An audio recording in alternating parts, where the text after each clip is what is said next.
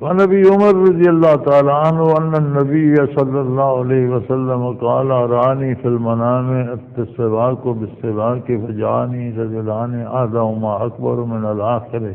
فناولت السواک اصغر منها فقیل، یہ آگے آپ نے یہ چھوڑ دیا، اس کے الفاظ آگے قیل لیا کبر فذبحته الى الاکبر منهما۔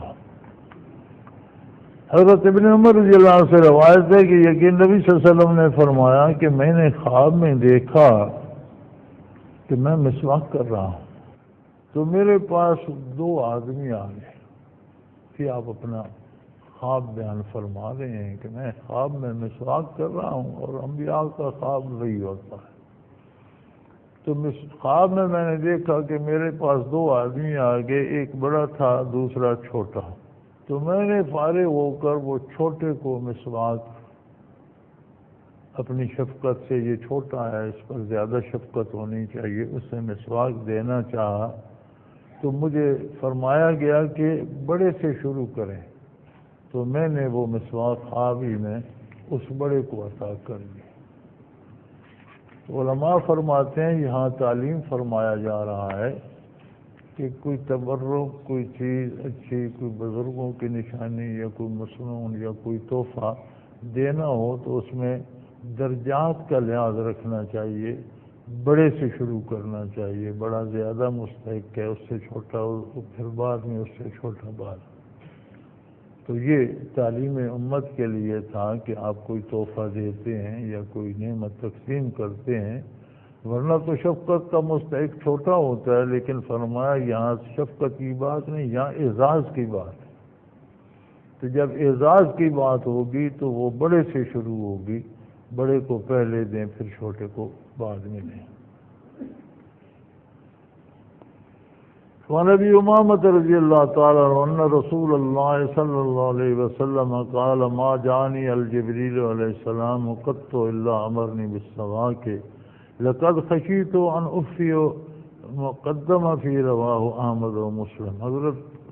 ابو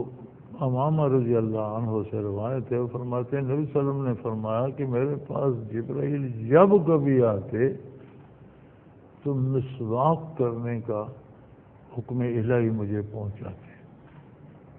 جب بھی آتے جو بھی اور بات ہوتی اس کے ساتھ یہ حکم ضرور ہوتا، تو فرماتے کہ میں تو اس بات سے ڈر گیا کتنا مسواک کر کر کر کے میں اپنا منہ زخمی کر لوں گا، جبڑے اڑا دوں گا، اتنی تاکید مجھے کی گئی کہ جب بھی جبرائیل امین حاضر ہوتے کوئی حکم الہی لے کر تو یہ پیغام اللہ کی طرف سے ضرور دیتے کہ مسواک کیا کریں۔ اس کو احمد نے روایت کیا ہے۔ عن انس رضی اللہ تعالی عنہ قال قال رسول اللہ صلی اللہ علیہ وسلم لقد اکثرت علیکم فی السواک رواہ البخاری۔ حضرت انس رضی اللہ عنہ سے روایت ہے، رسول اللہ نے فرمایا یقیناً بہت بیان کیا ہے میں تم سے مسواک کے بارے میں، یعنی بہت زیادہ تمہیں تاکید کر چکا ہوں، بہت دفعہ کہہ چکا ہوں کہ مسواک کو اپنی عادت بنا لو، مسواک ضرور کیا کرو، ضرور کیا کرو، ضرور کیا کرو۔ اس کو بخاری نے روایت کیا ہے۔ عن عائشہ رضی اللہ تعالی عنہ قالت کان رسول اللہ صلی اللہ علیہ وسلم یستن عنده رجلان احدهما اکبر من الآخر فوحى الیہ فی فضل السواک ان کبر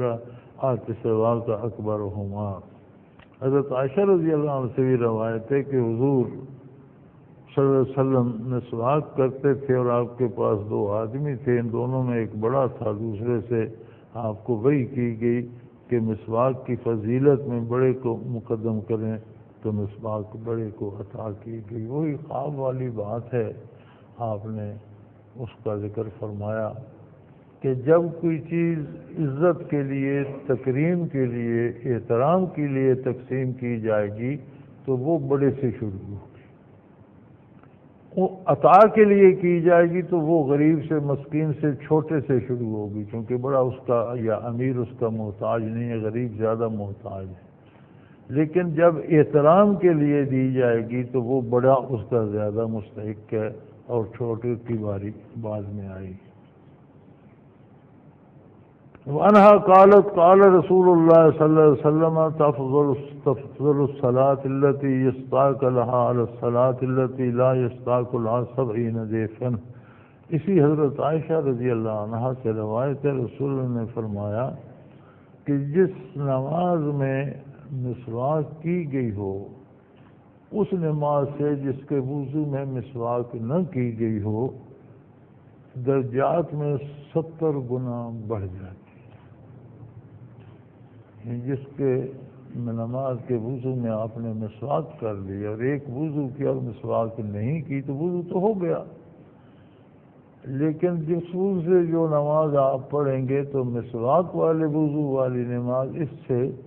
70 درجے زیادہ ثواب پائے گی۔ اور یقینی 70 نہیں ہے، چونکہ عربی محاورے کے مطابق 70 بہت کثرت کے لیے استعمال ہوتا تھا کہ بہت زیادہ، جیسے ہمارے ہاں اردو میں رواج ہے کہ ہم کہتے ہیں یہ اس سے ہزاروں گنا بڑا ہے، ہم نے کو گنا ہوا ہوتا ہے کہ کتنے ہزار بڑا ہے، مراد یہ ہوتی ہے کہ بہت زیادہ بڑا ہے۔ تو اس سے بھی یہ بھی مراد ہو سکتی ہے کہ حضور نے فرمایا تو 70 گنا ہی ہو، اور یہ بھی مراد ہو سکتی ہے کہ بہت زیادہ ثواب پائے گا۔ یہ بہقی نے شعب الایمان میں بیان فرمائی ہے۔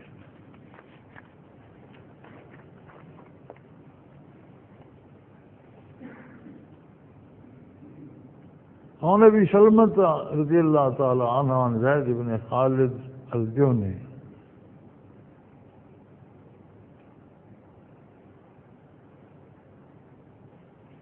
عن ابی سلمۃ رضی اللہ تعالی عنہ عن زید بن خالد رضی اللہ تعالی عنہ الجہنی قال سمعت رسول اللہ صلی اللہ علیہ وسلم یقول لولا ان اشق علی امتی لامرتم بسواک عند كل صلاۃ ولأخرت الصلاة العشاء إلى ثلث الليل قال فكان زيد بن خالد يشهد الصلاة في المسجد وسواكه على أذنه موضع القلم من الأذن الكاتب لا يقوم إلى الصلاة إلا استنى ثم رده إلى موضعه رواه الترمذي وأبو داود إلا أنه لم يذكر اخرت الصلاة العشاء إلى ثلث الليل وقال الترمذي هذا حدیث حسن صحیح۔